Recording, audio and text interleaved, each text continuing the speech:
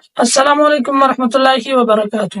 آج ہم بات کریں گے ڈپتیریا خناک کے بارے میں کہ ڈپتیریا کیا ہے، اس کی سائن اینڈ سمٹم کون سے ہیں، اس کی ڈائگنوسس ہم کس طرح کرتے ہیں اور اس کا علاج کیا ہے۔ ان سب باتوں کو جاننے کے لیے آپ اس ویڈیو کو لازمی اینڈ تک دیکھیں، اور اگر آپ نے ہمارے اس چینل کو سبسکرائب نہیں کیا تو پلیز اس کو سبسکرائب کریں، اس طرح مفید معلومات کے لیے۔ ڈپتیریا خناک ایک ایکیوٹ قسم کی وائرل ڈیزیز ہے جو ہمارے ریسپائریٹری ٹریکٹ کو انفیکٹ کرتی ہے، اور اس انفیکشن میں ہمارے لیرنگس اور نیزل کیویٹی وہ انفیکشن ہو جاتی ہے۔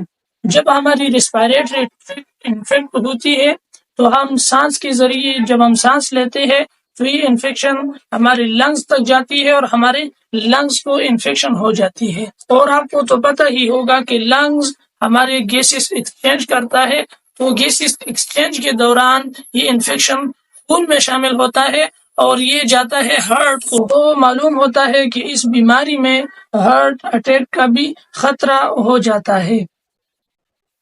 اس کی کازز جو ہے یہ کس وجہ سے ہوتی ہے، تو یہ بیکٹیریا کی وجہ سے ہوتی ہے۔ وہ بیکٹیریا ہے اورائنی بیکٹیریم یا ڈپتیرائی بیکٹیریا۔ سائن اینڈ سمٹم کی اگر بات کریں تو اس میں شارٹنیس آف بریتھ سب سے پہلی علامت ہوتی ہے اس بیماری کی۔ اسی طرح سور تھروٹ یعنی گلے کا سوجن، اور اسی طرح مریض کو کسی چیز کو نگلنے میں تکلیف ہونا، ہائی گریڈ فیور ہونا، اور اسی طرح مریض کی ساری جسم میں درد رہنا، یہی ان بیماری کی علامات میں سے شامل ہے۔ ڈپتیریا کی 3 اقسام ہیں: فرینجیل ڈپتیریا، لرینجل ڈپتیریا اور نیزل ڈپتیریا۔ کمپلیکیشن کی اگر بات کریں تو مریض کو مائکارڈیم کی سوزن یعنی مائکارڈائٹس ہو سکتا ہے، مریض کو دماغ کی سوجن یعنی نیورائٹس ہو سکتا ہے، مریض کی دل کی واز خراب ہو سکتا ہے، مریض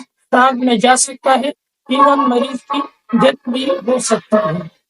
ڈائگنوسس کی اگر بات کریں تو یہ ہم کلینکلی بھی ڈائگنوس کر سکتے ہیں، اسی طرح گلے میں بلغم کا معائنہ کر سکتے ہیں، سینے کی ایکس رے اور ECG کر سکتے ہیں، کمپلیٹ بلڈ کاؤنٹ سے ہم کو پتہ چل سکتا ہے، اور خون میں شوگر کا ٹیسٹ ہم کر سکتے ہیں۔ پریونشن کی اگر بات کریں تو مریض کو DPT ویکسین ضرور لگانی چاہیے، اور وہ بچے جو مریض کے ساتھ رہتے ہو اس کو ایریتھرومائسین کا استعمال ضرور کرنا چاہیے۔ ٹریٹمنٹ کی اگر بات کریں تو مریض کو اینٹی بایوٹک دینی چاہیے تاکہ بیکٹیریا کو ختم کر سکے، اسی طرح مریض کو اینٹی پیریٹک دینے چاہیے، اینٹی ٹاکسن دینے چاہیے، اور مریض کی پیچیدگیوں کو بھی مد نظر رکھا جاتا ہے۔ اگر آپ کو ویڈیو پسند آئی ہو تو اپنے دوستوں کے ساتھ ضرور شیئر کیجیے گا۔